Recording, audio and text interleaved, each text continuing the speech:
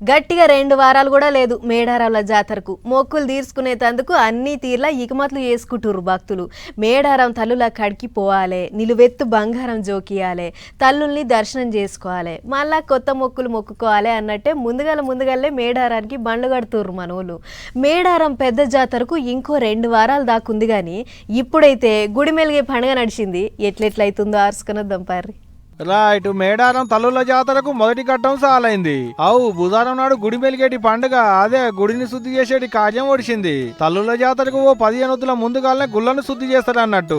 అగో గట్ల మేడారంలో సమ్మక్క గుడిని, కన్యపెల్లిలున్న సారలమ్మ గుడిని వనదేవతల పూజారులు శుద్ధి చేసేరు. సమ్మక్క గుడిని సిద్ధపోయిన కొక్కెల వంశపోలు శుద్ధి చేస్తే సారలమ్మ గుడిని కాక వంశపోలు శుద్ధి చేసేరు. అటంక ఆడబిడ్డలు అడవిలకేంచి ముందుగానే తెచ్చిన పుట్టమట్టితోని గుళ్ళను అలికి ముగ్గులేసి ముద్దుగా జింగారిచ్చిరు కూడా. దీంతో మేడారం జాతర పనులు సులువైతాయి అన్నట్టు. గుడి మెలుగుట అంటే మనకు కావాల్సినటువంటి సమ్మక్క సారక్క సంబంధించినటువంటి పూజా సామాగ్రి, అలాగే భద్రపరిచేటువంటి భవనాన్ని శుద్ధి చేస్తాం అన్నమాట.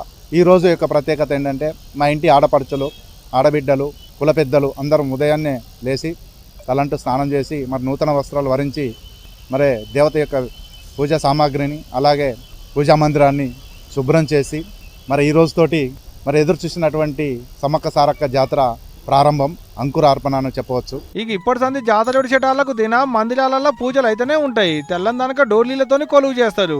ఇది ఒడిచినాక ఈ నెల 21వ తారీఖు నాడు మండమెలిగేటి పండుగ, 27వ తారీఖు నాడు పగిడిద్దరాజు జంపన్నలు మేడారానికి ప్రయాణమవుడు, 28వ తారీఖు నాడు సారలమ్మ గోవిందరాజులు గద్దెల మీదకొచ్చుడు, 29వ తారీఖు నాడు సమ్మక్క గద్దెనెక్కుడు ఉంటది.